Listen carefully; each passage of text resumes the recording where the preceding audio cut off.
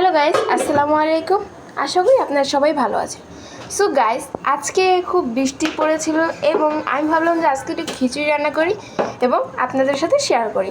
So guys, আমি আজকে খিচুড়ি রান্না করছি, তাই আমি প্রথমে একটি পাতিলে পরিমাণ মতো তেল দিয়েছি। এখন দিয়ে দিচ্ছি দারচিনি, এলাচ এবং লবঙ্গ। সো গাইস, দিয়ে দিয়েছি পেঁয়াজ,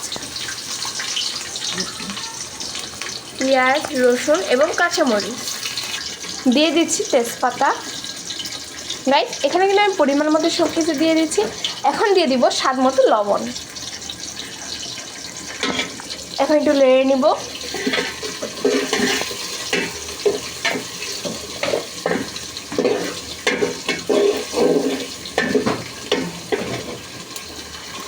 গাইস, আমি কিন্তু নেড়ে নিচ্ছি, নয়তো কিন্তু লেগে যাওয়ার একটা সম্ভাবনা থাকতে পারে এবং হালকা নেড়ে নিতে হবে। একটু বাদামি কালার আনতে হবে এবং অবশ্যই এটা রান্নার সাথে সতর্কতা পালন করবেন, কারণ এখানে তেল ছিটতে পারে।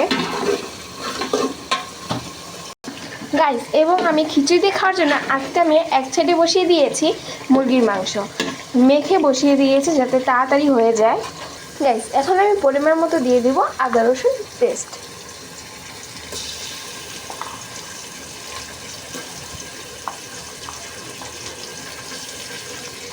আমি এটাকে নেড়ে নিব।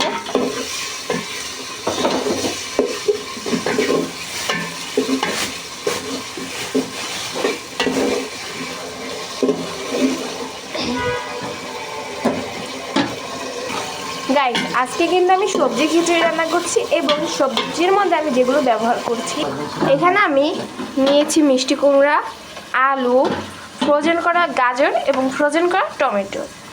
আর এখানে আমি 2 পদের ডালও ইউজ করব। আপনারা চাইলে আপনাদের মতো যে কোনো সবজি ইউজ করতে পারেন। সো চলে এসেছি মূল রান্নায়। এখন আমি এটাকে একটু লেড়ে দিব। দেখো গাইস, না লাগলে কিন্তু নিচে কিন্তু লেগে যাবে, সো তাই একটু লেড়ে দিতে হবে। এখন আমি দিয়ে দিব ধনিয়া গুঁড়ো, দিয়ে দিব হলুদ গুঁড়ো এবং দিয়ে দিব পরিমাণ মতো মরিচের গুঁড়ো। এটাকে আমি নেড়ে নিব। দিয়ে দিব জিরে গুঁড়ো।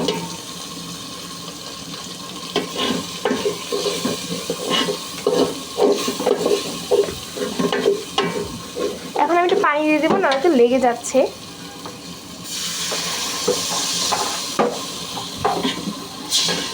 এখন আমি মশলাটাকে ভালো করে কষিয়ে নিয়েছি। ভালো করে না কষালে মশলা একটা গন্ধ থেকে যাবে এবং খেতে একটু গন্ধ গন্ধ লাগবে। আমি পানি নিয়ে দিব, ভালো করে নেড়ে নেব। এখন আমি দিয়ে দিব সবজিগুলো। আমি এগুলো ভালো করে মিক্স করে নেব। মশলার সাথে ভালো করে সবজিগুলোকে মিক্স করে নিতে হবে।